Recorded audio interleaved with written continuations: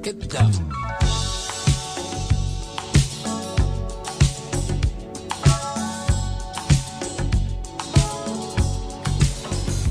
Cosa importa se è finita e cosa importa se ho la gola bruciata o no? Ciò che conta è che sia stata come una splendida giornata.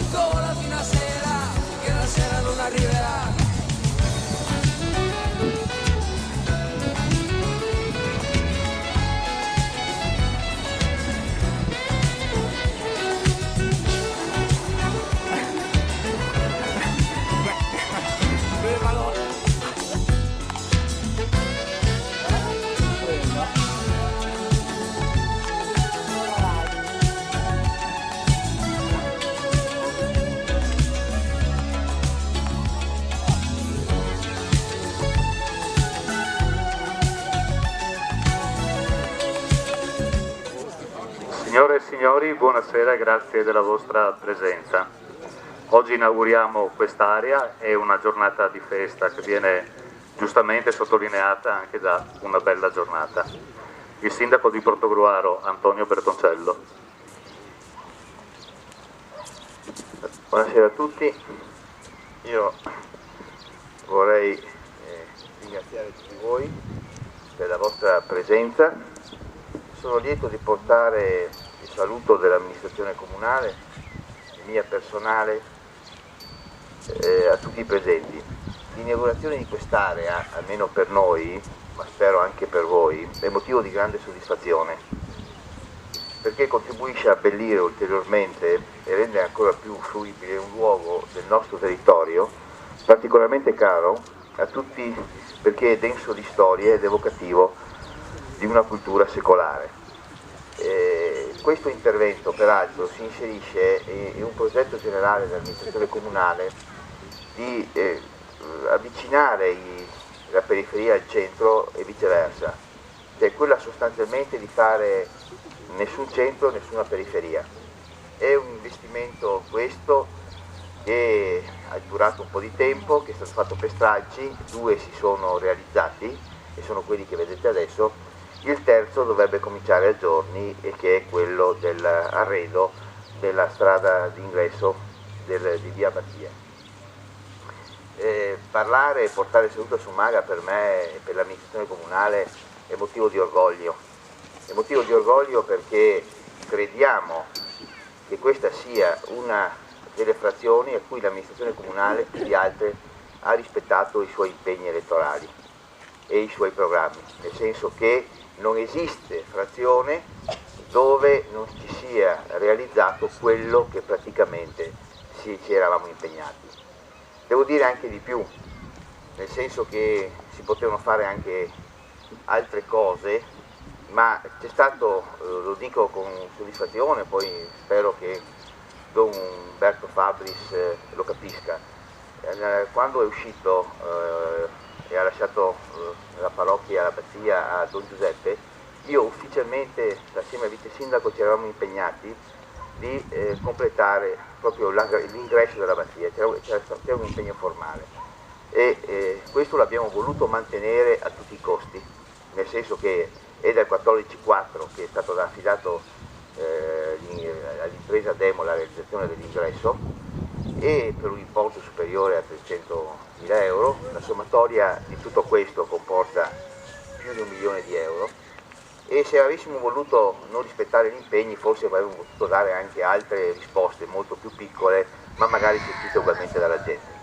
Però ritornando a questo spazio straordinario, io credo che con l'intervento sulle palestre, con l'intervento sui parcheggi, sugli interventi sulla rete, sullo spazio verde che abbiamo qui di fronte e sull'ingresso dell'abbazia, credo che abbiamo raggiunto uno dei risultati importanti. Quindi io ho una grande soddisfazione oggi di essere qui Io però vorrei anche dare la parola adesso al vice sindaco per, che ci informa anche sul percorso della titolazione di questo spazio e poi eventualmente la benedizione. Grazie.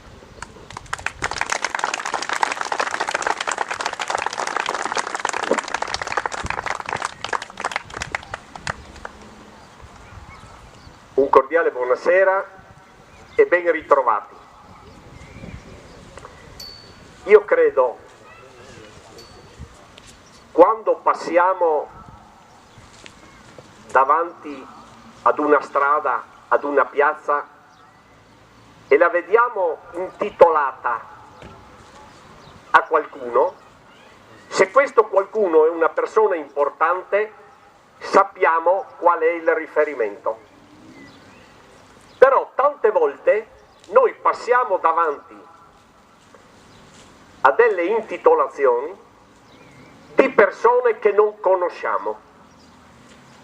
C'è chi lascia perdere, chi invece incuriosito vuol capire perché quella strada, quella piazza, quella corte viene intitolata in particolare a questa determinata persona. Io credo che anche nel caso di questa sera, chi, una volta scoperta l'intitolazione, si domanderà chi è questa persona. È un parroco che è stato a Summaga per tantissimi anni, durante uno dei periodi più difficili della storia della nostra terra, sia la prima che la seconda guerra mondiale, con tutto ciò che ha comportato. Ma sarà poi qualcuno, sicuramente più preparato di me, a dire chi è questo parroco, che cosa ha rappresentato per questa popolazione. Permettetemi invece di aggiungere solo una annotazione legata al fatto che quando ci si deve interrogare del perché chi era questa persona, in quanto il modo di comportarsi, l'esempio che ha dato, è riuscito ad entrare nella storia di una comunità come quella di Summaga ed è giunto quindi il momento di riconoscere questo e di dedicargli, come faremo fra poco, questa area. Però questo esempio che è stato dato deve consentirci di fare una riflessione. Nei primi secoli del cristianesimo ci sono stati dei documenti importanti, fra cui una lettera poco conosciuta, non si sa neanche chi l'abbia scritta, la lettera a Diogneto. Sapete cosa sta scritto sopra? Non serve che diciate chi siete, capiranno da come vi comportate chi siete. C'è stato qualcuno nel passato e nel presente, speriamo anche per il futuro, che ha fatto della coerenza della parola data motivo di credibilità. Io credo che questo messaggio sia un messaggio importante per chi ha dei compiti istituzionali e credo che da questo punto di vista oggi questa inaugurazione possa sicuramente far dire che la parola data onorata è sicuramente motivo di credibilità.